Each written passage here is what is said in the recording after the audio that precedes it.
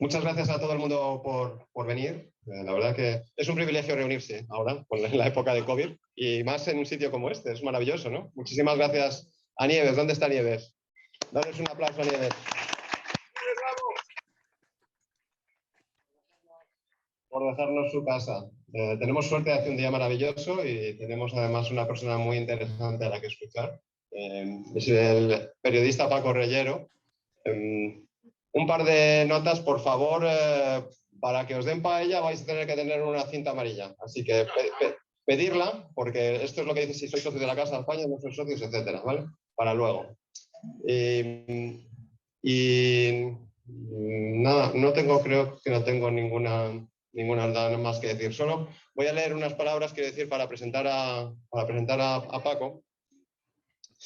Yo tuve la suerte de conocer a Paco en una presentación de su libro, de la traducción de su libro sobre Bernardo de Gálvez. Él tiene ya dos versiones, una que es española y otra en inglés.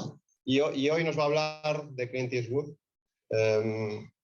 Y también tiene un libro de Clint Eastwood y si queréis comprarlo, ha traído 8 ejemplares, así que tenéis que daros prisa para que no se agoten. Hay más, sí, pero ¿no es eso? Muy bien. Paco trabaja en España como periodista. Creo que es para Radio Nacional, ¿es así?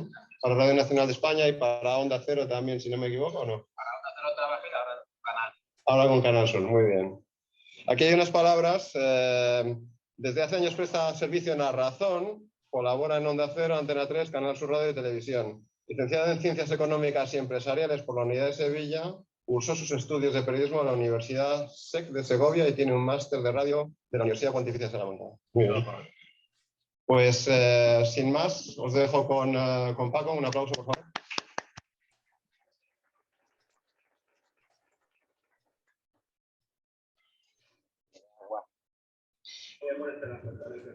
Vale, bueno, muchísimas gracias por venir. Estoy encantado de la acogida de la Casa de España. Muchas gracias, Nieves, la Junta, he visto a mi amigo Joaquín, que estuvimos juntos cuando presentamos los primeros tal vez en español, y fue ya un par de años, porque fue marzo-abril del año 19, luego todo lo que pues ha pasado. Ahora sí, vale. Y entonces, claro, hemos empezado esta ruta de Bernardo de Gálvez en inglés para hacer un contenido de explicación sobre Bernardo de Gálvez, pero como ya en San Antonio lo habíamos presentado, estuvimos hablando con Sidney, dice, oye, quizás sea bueno que traigas otro trabajo y tal. Podemos hablar de Clint Eastwood, algo que también hablamos con Joaquín en su día, lo comentamos, la posibilidad de contar la aventura de Clint Eastwood en España, que no es especialmente conocida, y hablar de las casualidades, de los frutos de las casualidades del destino, y cómo alguien que en esta imagen primera que vemos es, Clint Eastwood siempre ha sido guapo, francamente. Y esta es la primera fotografía de Clint Eastwood a su llegada a España, en el año 64. Está tomada por la agencia F y es la estampa que él tiene cuando llega a España. El nombre del libro que os quiero comentar, quiero charlar con vosotros, es Eastwood desde que mi nombre me defiende, y viene a contar cómo un actor, que es ese señor que está en la foto y que con 34 años es muy poco apreciado en Hollywood, se ofrece incluso como especialista, como doble de las películas, insiste para que tenga buenos papeles y los grandes directores lo ignoran absolutamente. Está trabajando en una serie de televisión que algunos recordaréis porque se emitió hace muchos años, hasta el 65, y se llamaba Row High. Trabajaba además como segundo carácter, no como principal, y de repente aparece una oferta de locos, una oferta un poco extravagante, para rodar una película del oeste dirigida por italianos en Madrid y Almería. Y el director era Sergio Leone.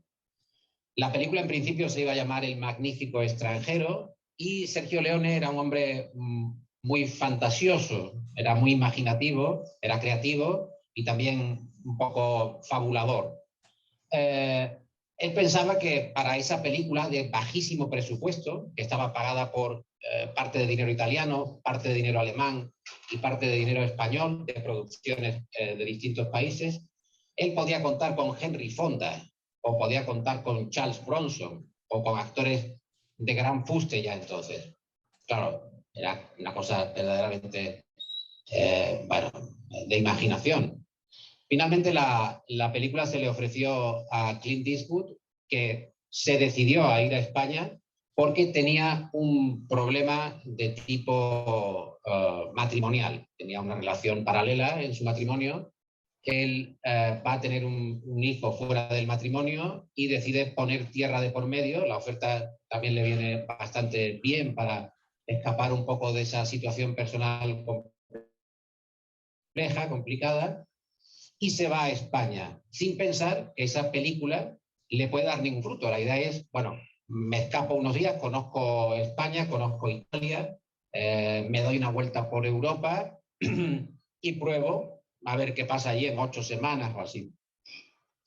Entonces Clint Eastwood se presenta en Madrid, es la única estrella estadounidense de la producción, el resto de gente son todos italianos y españoles, son gente de Alemania, la protagonista es una señora alemana, y para que veáis un poco el carácter de la película se rodaba en los idiomas, había varios guiones en distintas lenguas, una en italiano, otra en alemán, otra en inglés para Eastwood, y si rodamos la película, pues cada actor, dependiendo del origen de su nacionalidad, decía su línea de papel en el idioma correspondiente. Entonces, el único que hablaba realmente inglés era Clint Eastwood, que además tenía muy poco interés en hablar, como bien se sabe, y cortaba incluso sus líneas de diálogo.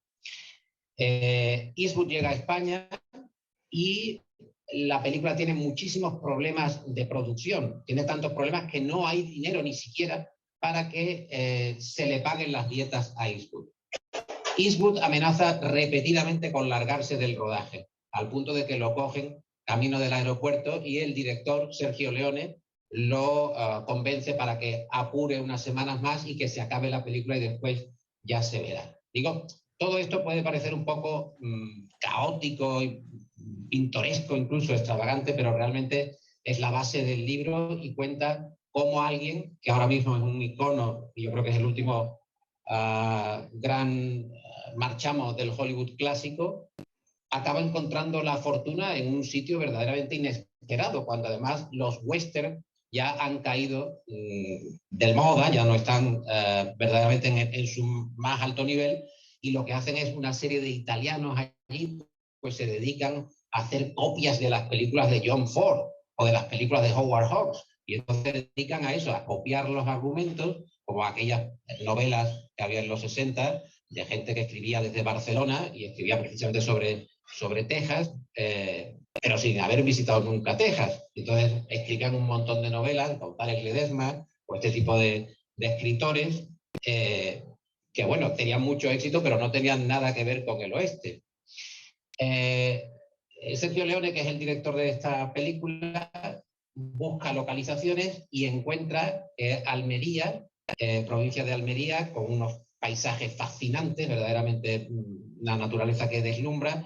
Es muy parecido en algunos casos al oeste americano, que se puede trasladar perfectamente el ambiente o la atmósfera del oeste americano a Almería, y que eso pasa perfectamente por veraz. Entonces, se le ocurre a él, recorre las localizaciones, encuentra una arquitectura además muy parecida, vamos a decir, a las misiones, a determinados ambientes de Nuevo México, donde se desarrolla la película, y por muy poco dinero la película empieza a rodarse, pero con muchísimos problemas. Tantos problemas que construyen un poblado del oeste en Madrid, en la Sierra de Madrid, y los productores no le pagaban a los propietarios del poblado del oeste. Y no saben los del poblado del oeste, que recrea, bueno, no sé si habéis visto Por un puñado de dólares, pero recrea, bueno, muy modestamente un pequeño pueblo de Nuevo México, considera que tiene que hacer algo para parar la producción, de alguna manera, y que eso presione a los productores y acabe cobrando el alquiler del poblado del oeste. Y entonces lo que hacen es quitar las puertas y las ventanas de los distintos decorados para que el director se vea presionado y busque el dinero de alguna forma y la película pueda seguir hacia adelante. Pero Leone es tan cabezón que dice, no importa, vamos a rodar sin puertas y sin ventanas. O sea, no tenían, este era el nivel de la película. Francamente, insisto, que puede parecer un poco delirante, pero realmente es así. Finalmente se acaba la película. La película, en principio, se iba a llamar El magnífico extranjero. Acaba llamándose Por un puñado de dólares. Se estrena en el año 64, a finales del 64, en Italia, y sorprendentemente la película comienza a escalar los puestos de la taquilla y empieza a subir. Eastwood se había ido del rodaje en el verano, en julio de ese año. En diciembre se estrena la película en Roma. Eastwood se desconecta absolutamente del producto final, de lo que ha pasado, no tiene ningún interés. Y de repente, leyendo Variety, lee una pequeña película de bajísima producción, estando él en California, de bajísima producción en Italia, pero un puño di dollari está triunfando en la taquilla italiana. Bueno, él no, se queda un poco así, eso lo cuenta personalmente Eastwood. A la semana siguiente lee en la misma revista, per un puño di dollari, número 1 en la taquilla italiana, con Clint Eastwood. Y dice Clint Eastwood, ¿pero qué hago yo aquí? Claro, porque en el camino los italianos habían cambiado el nombre de la película y nadie había avisado a Clint Eastwood de que la película se llamaba Por un puñado de dólares. Bueno, la película, como sabéis, se convierte en una referencia, en un clásico. Tengo que decir que los italianos, que son muy descarados, son astutos, son inteligentes y creativos, americanizaban sus nombres, de tal manera que todos, menos Eastwood, trataban de aparecer como legítimos estadounidenses. Sergio Leone se llama en la primera película Bob Robertson. O sea, el seudónimo es Bob Robertson, y cuando uno lee dirigido por Bob Robertson, ¿quién demonios es Bob Robertson?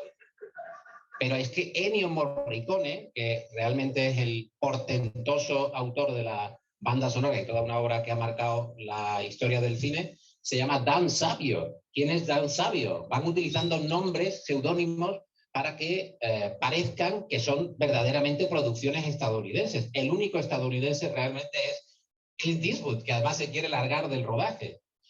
La película se estrena en España, también es un éxito, se estrena en Europa, es un éxito, pero no llega a Estados Unidos. Entonces, Eastwood no tiene el éxito donde él quiere tenerlo, que es en el mercado potente de las majors hollywoodienses. Y va otra vez a España. Y va a España en el año 1965 para rodar por unos pocos dólares más, que en España se llama La muerte tenía un precio, y aquí se llama For a Few Dollars More.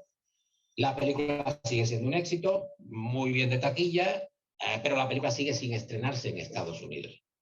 Hasta el punto de que cuando se produce la tercera oferta, Eastwood sigue sin ser nadie. Y en el año 66 va a rodar El bueno, el feo y el malo, de Sergio Leone también, rodando consecutivamente 3 películas, 64, 65 y 66. Esas películas no se estrenan en Estados Unidos, porque los estadounidenses consideraban que aquello no era nada. Pero al ver que hay un éxito muy potente en Europa, empiezan a considerar la posibilidad de que esas películas se estrenen en Estados Unidos. Pero bueno, tardan algún tiempo, y hay una anécdota muy curiosa de Sofía Loren, que ya es una gran estrella internacional, italiana, pero va a Hollywood a una entrevista, y entonces le preguntan, ¿quién es su actor favorito estadounidense del momento? Le pregunta el periodista. Y ella dice, Clint Eastwood. Claro, porque era muy famoso en Italia. Y dice el periodista, ¿y quién es Clint Eastwood? Porque no era especialmente conocido en Estados Unidos. Y la historia es que efectivamente las películas acaban estrenándose 3 años después del rodaje en España. Aquí hay una gran campaña de promoción, una campaña de promoción de la United Artists y el actor Clint Eastwood empieza a encadenar un éxito verdaderamente colosal. De aquella aventura, que digo que la gente conoce poco, de aquella historia de personajes muy curiosos en España, de ese ambiente de los rodajes tan peculiar, acaba surgiendo el mito de Clint Eastwood, de aquello que pudo haber sido un auténtico desastre si se hubiera alargado, pues acaban haciendo uno de los mejores directores, lo de actores más discutible, pero uno de los mejores directores de la historia reciente del cine. No hace falta que pensemos en títulos, pero bueno, pues salen solos, ¿no? Sin Perdón, Billion Dollar Baby, Los Puentes de Madison. Yo creo que la lista es muy abundante. Tengo que decir que las localizaciones de estas películas se han acabado convirtiendo en España en lugares turísticos. La gente va a buscar los sitios donde se rodaron las películas. Si quieres, Sidney, podemos ver algunas imágenes. Yo voy comentándolas. Bueno, a la izquierda podéis ver la fotografía de Rawhide, que es la serie donde estaba Clint Eastwood, antes de dar el salto a España, el salto a España con carácter retroactivo, porque también vuelve a Estados Unidos con fuerza. La imagen de la derecha es la tradicional estampa de está rodada en Almería, en una población que se llama Los Albaricoques. Esas localizaciones, digo que ahora la gente va a buscarla como si fueran lugares un poco mitológicos para encontrar referencias del cine. ¿Y quién inventó ese personaje que se llama, popularmente se le conoce como el hombre sin nombre, ¿no? ¿Quién inventó esto? ¿Quién trajo ese poncho? ¿Quién trajo ese sombrero? ¿Quién llevó esas botas? Clint Eastwood dice que él fue el que llevó todo aquello a España, que lo llevaba en la maleta, que era parte de su equipaje y parte de la ropa que utilizaba en el rodaje de Rawhide. Y Leone dice que no, que eso estaba. Y los de Almería dicen que había ponchos por doquier de esos en Almería, que aquello era lo habitual que la gente llevara los ponchos como eran. Y lo que veis abajo es la imagen del poblado del oeste, que me refería antes, es el poblado del oeste Golden City, que se construyó en las afueras de Madrid y donde está rodada esa película. Pasamos la siguiente. Bueno, Sergio Leone, el director, a la izquierda, a la derecha el compañero de 2 películas de Clint Eastwood, arriba a la derecha Lee Van Cleef, un actor también clásico bueno, con poco éxito aquí en Hollywood, pero con mucho éxito luego en Italia. Incluso se compró una casa en Roma y trabajaba directamente desde allí.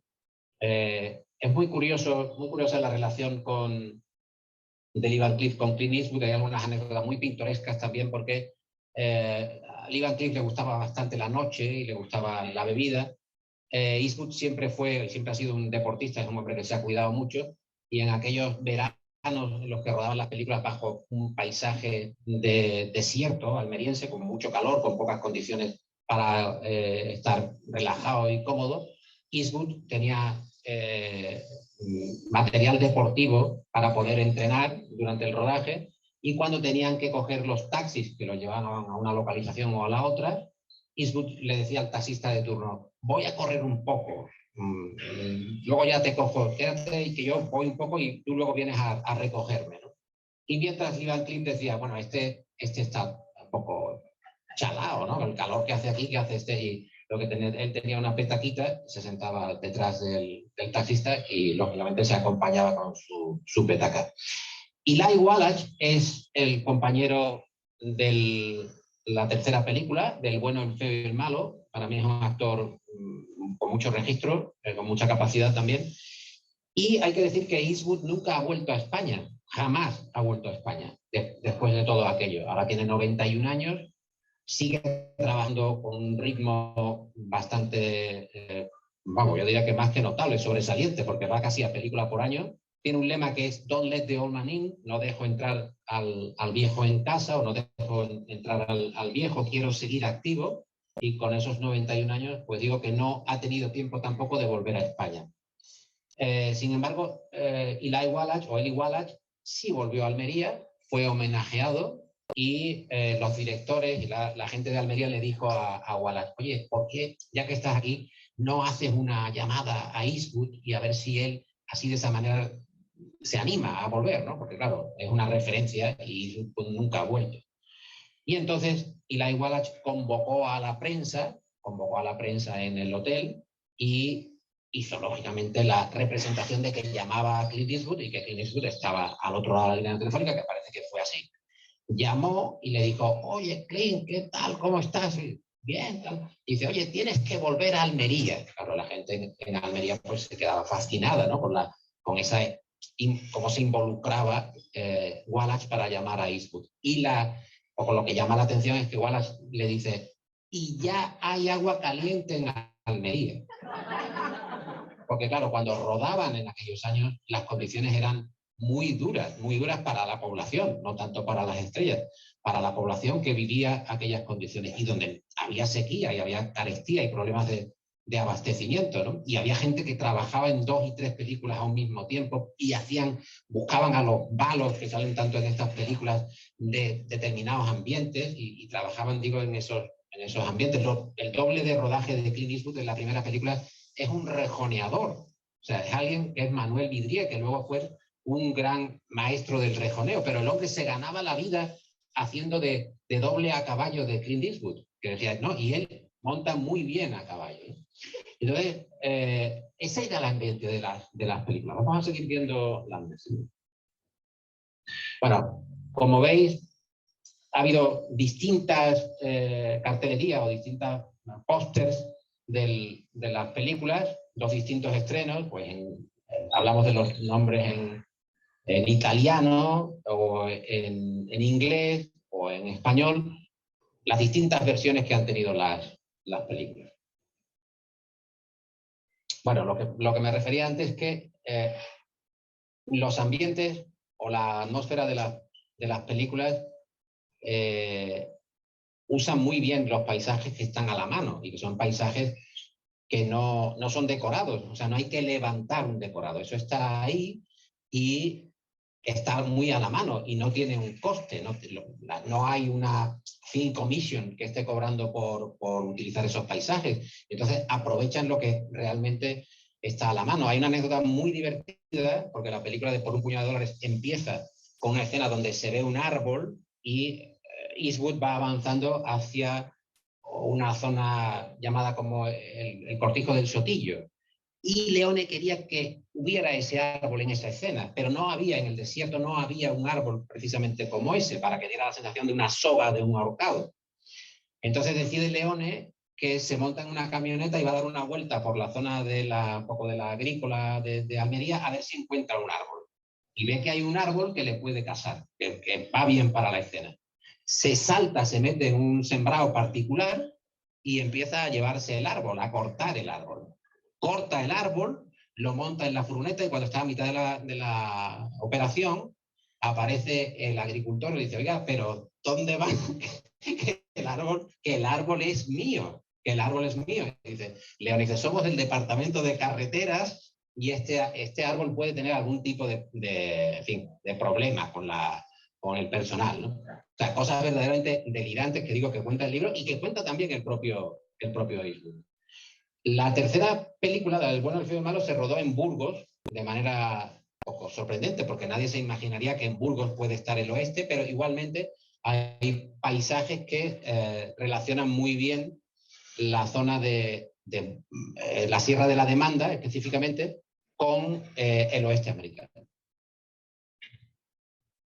Bueno, y aquí quería hablar del cementerio de Sad Hill. Si recordáis la tercera película, la del bueno, el feo y el malo, la escena final se desarrolla en un cementerio que se levanta por los soldados españoles que están entonces trabajando en los cuarteles que están en el País Vasco y también en determinadas zonas de Castilla y León, y que son reclutados por la propia producción de la película para que caven las tumbas y levanten un cementerio real con más de 5.000 tumbas.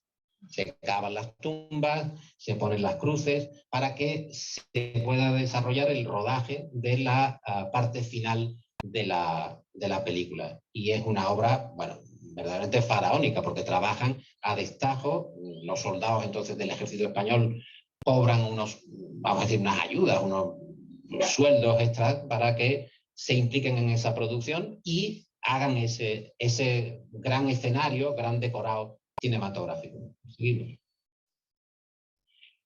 Este es Burgos Nevado y ese es el cementerio tal y como está hoy. Es el cementerio de Sad Hill. Se ha convertido en una atracción turística, pero una vez que se acabó el rodaje, en el año 66, el cementerio se fue abandonando poco a poco. La gente no le prestó atención a aquello, no pensaban que era un lugar donde los aficionados al cine, o la gente que considera estas películas como de culto, fueran a buscar la localización. Y un grupo de chavales, de amigos, hace unos años, consideraron que era importante que eso se rehabilitara. Y por una cuestión de sociedad civil, se implicaron y empezaron a rehabilitar el cementerio. Y tuvieron la feliz idea de cobrar por que tu nombre estuviera en una de las tumbas del bueno, el feo y el malo. Una colecta para que aquellos que quisieran que su nombre estuviera en el cementerio del bueno, el feo y el malo, pagaran una determinada cantidad. Y aquello se convirtió en un boom, realmente. Aquello empezó a funcionar, empezaron a hacer dinero, se ha convertido en un cementerio turístico, se ha hecho un documental sobre el propio cementerio, la rehabilitación del cementerio, en el que efectivamente participó Clint Eastwood, y Eastwood recordaba su rodaje en la parte de Burgos. Yo tengo que decir que tengo un nombre en una de las tumbas, pero contra mi voluntad, no se lo recomiendo a nadie, lógicamente, porque es una iniciativa de los propios compañeros de esta asociación, la asociación Sad Hill, que ellos mismos decidieron, no sé, por mi implicación, muy buena relación con ellos, ponerme una tumba allí. Además me han puesto, estoy en la tumba con un compañero de Onda Cero que se llama David del Cura, con lo cual ya sé con quién voy a pasar la eternidad, y es algo que, en fin, yo como andaluz no recomiendo a nadie, lógicamente, a nadie en su sano juicio. No sé si hay alguna cosita más por ahí. Y estos son algunas, bueno, os he comentado que se celebraba la rehabilitación, se celebró también desde el punto de vista económico la rehabilitación del cementerio de Sad Hill. Hay rutas del bueno, el feo y el malo, hay campañas de promoción, el 50 aniversario del rodaje, y abajo hay una foto del poblado del oeste que se levantó en Almería para rodar numerosísimas películas del oeste después del éxito de estas películas de Por un puñado de dólares, y que ahora se ha convertido en un parque temático, se llama Oasis Mini Hollywood, y va, bueno, gente igualmente a ver aquello, ¿no? Eastwood decía una cosa que a mí me llama la atención y me interesa, que es que él decía que si volviera a entrar en los estudios y nadie supiera que es Clint Eastwood, la gente lo rechazaría por los mismos motivos que lo rechazaron antes de ir a España, ¿no? Que era un poco desgarbado, que era un hombre muy inexpresivo, que necesitaba fundas en los dientes. Entonces Eastwood dice, pero de repente cuando fui a España me convertí en Clint Eastwood. O sea, como diciendo, ahora es cuando yo soy lo que soy. Y entonces es interesante relacionar todo ese pasado desconocido, digo, con lo que hoy es Clint Eastwood, y que me parece que es uno de los mejores directores con los que todavía podemos disfrutar. Espero que os haya gustado y que podáis también leer el libro, echarle un ojo y recordar estas películas, porque hay tanto misterio debajo de las cosas que aparentemente son sencillas, que no se ven todo lo que ha pasado por detrás hasta llegar ahí, ¿no? Como este tipo, que es un icono, empezó su carrera en España en el lugar más insospechado, y no ha vuelto nunca. Así que muchísimas gracias y estoy a vuestra disposición.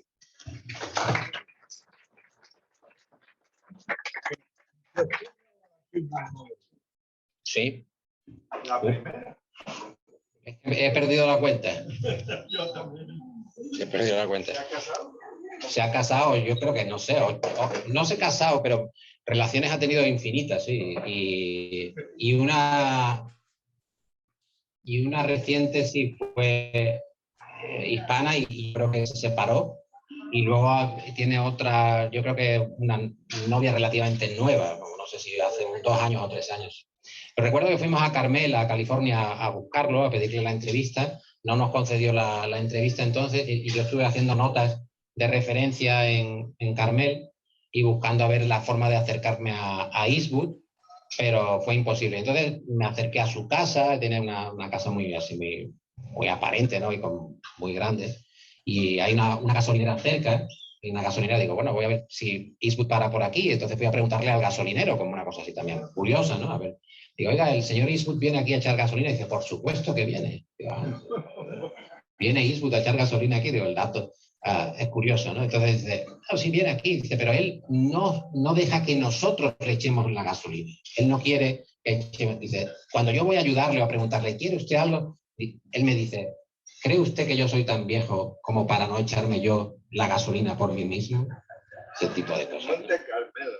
Sí, en Carmel, sí. ¿Eres el dueño de la ciudad? Bueno, fue alcalde, lo que pasa que fue alcalde en el año 86 y parece que sigue siendo alcalde. Fue el rey de España, entonces, el hoy denostado rey Juan Carlos, fue a una visita a California, una visita oficial, e incluyó en la agenda la visita a Carmel. Y la gente decía, pero Carmel, ¿por qué? Y Juan Carlos quería ir a ver a Eastwood. Efectivamente, hay una foto de la agencia F del rey con Eastwood en Carmel, cuando efectivamente sí, Eastwood era el alcalde de Carmel entre el año 86 y el año 88. Fue alcalde de aquella pequeña ciudad. Muy bien. Bueno, pues agradezco que hayas venido y siento que la primera vez que me llamaste no pudimos conseguirlo, pero lo has conseguido. Sí. Pero la cuestión es que sí, este hombre de 91 años tiene mucha fuerza, pero siempre está fumando. No, fumar no fuma, fumar no fuma. O sea, que era puramente para... No. De hecho, Joaquín, Por eso. decía, Leones decía en las películas que Clint Eastwood era muy mal actor y que solo tenía 2 expresiones, con sombrero y sin sombrero. La forma de sumarle algo de matiz a esa inexpresividad, a ese laconismo, era sumarle un cigarrillo. Déjate un poco la barba y ponte un cigarrillo. Entonces el cigarrillo siempre un poco en la postura del personaje, ¿no? Para completar el personaje. Pero no, él no ha fumado. Él, yo digo que es bastante deportista, bueno, un hombre que se ha cuidado bastante. Y además, si no mal recuerdo, en las películas casi siempre lo tiene apagado.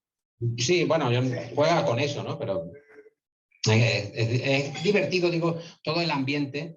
Hay un productor español que fue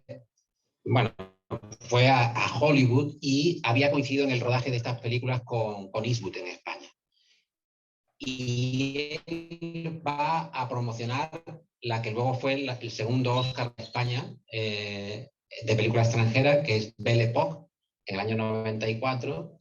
Y entonces la productora Sony, me parece que era, hace una fiesta grande en Hollywood y allí aparece Clint Eastwood. Y este productor español se acerca para decirle a Clint Eastwood que habían sido compañeros en España hacía ya 30 años. Y dice, Eastwood fue tan simpático conmigo que me hizo creer que se acordaba. Dice, hombre, claro, sí, hombre, sí, claro que sí, estábamos allí y tal. Y yo pensé, me la está dando con queso, pero da igual, yo estoy contento porque él dice que sí, ¿no? Que parece que estábamos juntos, ¿no? Y hace 30 años Eastwood se va a acordar de mí, que era yo el que llevaba el coche hacía cosas de producción, ¿no? Para recogerlo al hotel o recogerlo en barajas y llevarlo al hotel, ese tipo de tareas. Pues sí. Me llama mucho la atención. Yo soy de México y en México toda la vida la película ha sido conocida como el bueno, el malo y el feo. Sí, The Good, The Bad and the Ugly. Entonces, nosotros decimos el bueno, el feo y el malo. no sé en qué momento alguien cambió la ficha y entonces ya, no sé, digo que las películas han sido como muy atropelladas y no sé en qué momento han ido cambiando los títulos, han ido cambiando. La primera empezó llamándose de una manera y acabó llamándose de la contraria, ¿no? A lo mejor era un tema de derechos. Bueno, hay muchos problemas de derechos porque además la primera película está copiada de una película de Kurosawa que se llama Yojimbo y esa película, claro, Kurosawa se da cuenta de que ha copiado todo, ¿no? El argumento y que lo ha plagiado. Historia de samurái. La historia de samurái. Es la misma historia pero con samurái, vamos a decir. Y entonces Leone la copia, Leone la va a ver en un cine de Roma y dice, wow, esta película del oeste sería magnífica. Igual que los 7 samuráis, los 7 magníficos, ¿no? Este tipo de adaptaciones. Y entonces lo que hace es que no pide los derechos y copia la película entera. Kurosawa le pide los derechos y hay un pleito, hay un problema legal para que la película pueda seguir estrenándose. Y le pagan un porcentaje, cuando ya tiene éxito, a Kurosawa. Y Leone era tan, digamos así, tan pomposo que Kurosawa le mandó una carta a Leone diciendo: su película está muy bien, pero está copiada de la mía plano a plano. Y entonces Leone, en vez de decir, joder, me está haciendo pasar por ridículo, se metía la carta en el bolsillo y decía, ¿habéis visto cómo también me felicita este? O sea, en vez de decir, la he plagiado, decía, su película está muy bien, ¿no? Se quedaba con la parte que convenía, ¿no? Por fin lograste con estar con... No llega hasta con Eastwood, ¿no? Hicimos las gestiones.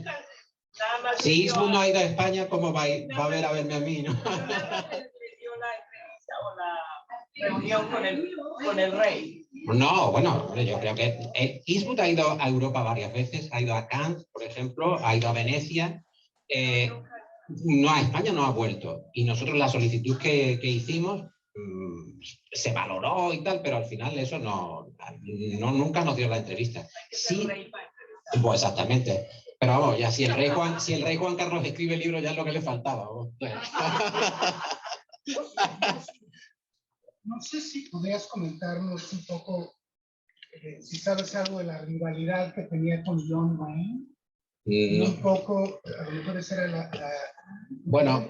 Yo entiendo que había una rivalidad con John Wayne, y que John Wayne decía que Clint Eastwood como era el antihéroe, ¿no? Clint Eastwood era que los personajes de Clint Eastwood le podían disparar a un rival por la espalda. Correcto. Y que eso era algo que John Wayne jamás haría. Sí. Porque era una cuestión de honor para no hacer eso, ¿no? Y la respuesta que era, a ver, en la realidad, en el viejo oeste, pues así se hacían las cosas, ¿no? Sí. O sea, le tirabas a alguien por la espalda y era una cuestión de sobrevivir, ¿no? Entonces, sí, lo traigo a colación un poco por la idea de las historias del viejo oeste a finales de los 50 y a principios de los 60, ya como que no eran muy creíbles, ¿no? Había un cierto realismo en el cine, sí, y fue lo que Sergio Leone y Clint Eastwood trajeron, ¿no? Y la idea del antihéroe que luego Clint Eastwood la saca con Derek Harry, ¿no? Sí, sí, es así. Entonces, por eso lo traigo. Sí, es así, porque lo que dice, porque las películas del oeste no tienen el éxito ya, porque además efectivamente se van despegando de la realidad. El estereotipo del hombre bueno, caballeroso, no se compadece con la realidad o cómo van evolucionando los tiempos. Y ellos encuentran, pues, la violencia. Ahora yo creo que vivimos el único lenguaje que hay es el de la violencia, realmente. Se ha anulado todo, o sea, no hay ya, digamos, espacio para otro tipo de temática, ¿no? La violencia está en todo, incluso en los dibujos animados. Pero en aquel entonces, claro, ese personaje que representa a John Wayne es un hombre siempre honesto, le da ventaja al adversario. En las películas de Clint Eastwood no se sabe si Clint Eastwood es bueno o malo pasado la mitad de la película. O sea, no se sabe si va a ir con los buenos, va a ir con los malos, con quién va a estar este, ¿no? Realmente juega con ese misterio y eso yo creo que, bueno, fue un acierto porque hizo un cambio. Un cambio, además, yo creo que un cambio un poco casual. Yo creo que ellos no sabían muy bien qué estaban buscando. Y de hecho, el director Sergio Leone, cuando saca la película en el 84 de Once Upon a Time in America, hace lo mismo, pero con los mafiosos. Sí. O sea, este honor que había de Don Corleone y tal, que casi, ¿no? Pues son hasta dignos, ¿no? En Once Upon a Time in America, Sergio Leone pues, pone a estos mafiosos, pues, lo que son, ¿no? Claro. Los desalmados, ¿no? Y creo que ganó también el Oscar con Robert De Niro. Robert De Niro. Él tiene mala relación con Clint Eastwood. Él acaba mal, tiene una relación bastante fría, porque además se pelean, o sea, se disgustan después de las películas en España. Y entonces, para humillar un poco a Eastwood, dice que Robert De Niro sí que es un actor. Robert De Niro es un actor y Eastwood no. Eastwood es alguien que se pone una máscara de cera, o sea, como una especie de caballero con una armada, se baja y sí, ya no mueve y Robert De Niro sí, porque Robert De Niro tiene muchos registros y tal. Pero es verdad también lo que dices, porque claro, la mafia igualmente, gracias al Padrino, bueno, especialmente al Padrino, ha sido sacralizada y parece que ser mafioso es algo, bueno, como de orgullo y además de pomposidad social, ¿no? Y eso realmente nos ha llevado a que tengamos restaurantes que se llaman La Mafia. Eso sería impensable. Don Corleone. O sea, que se venera, no sé, la manera de corromper a la sociedad y de hacer que lo que es ilegal se haga un trasvase a un espacio romántico y nos identifiquemos con eso. Me parece una cosa... Bueno, es el poder del cine, también el poder perverso del cine, por otra parte. Pero yo creo que la personalidad de es así en realidad. Yo creo que hay una... Él es un tipo que no sabe si es bueno o es malo. O sea, no es feo. No es feo, seguro que no. No es feo, pero... Feo, seguro que no. De todas formas, él como que cuando hace cosas, no sé si viste, cuando creo que fue en los Oscars que sacó, no me acuerdo qué, que sacó la silla vacía. No, para hacer una campaña contra Obama. Cuando Obama se enfrentaba, creo que recordar a Mitt Romney, él, digamos, hizo un juego teatral dirigiéndose a una silla vacía como si en la silla estuviera Obama. En una convención republicana. Sí, pero es un republicano, pero es sí, tiene una personalidad un poco al margen. Un poco extremista. Sí, yo creo que hay un republicano. Bueno, había, no sé ahora. Bueno. No es, por ejemplo, creo que no es miembro de la National Rifle Association. Él es no, creo que sí. Él hace los... Es cierto, pero sí ha hecho comentarios en el sentido de que debe de haber ciertos controles en la posición de armas, que no es un absoluto abierto a la posición de armas. Entonces, es cierto que sí tiene poder, es cierto, pero sí tiene posiciones moderadas. Ahora, para lo que es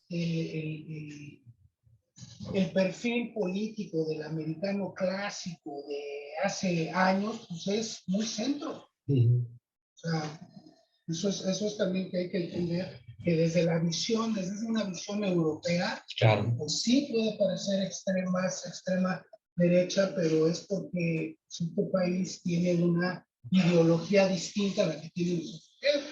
Es la del hombre de la frontera, es la del hombre que no quiere que considera que el gobierno es un obstáculo para el autodesarrollo personal, etcétera. Es simplemente otra visión cultural del mundo. Es distinto, sí. Bueno, pues muchas gracias, Paco.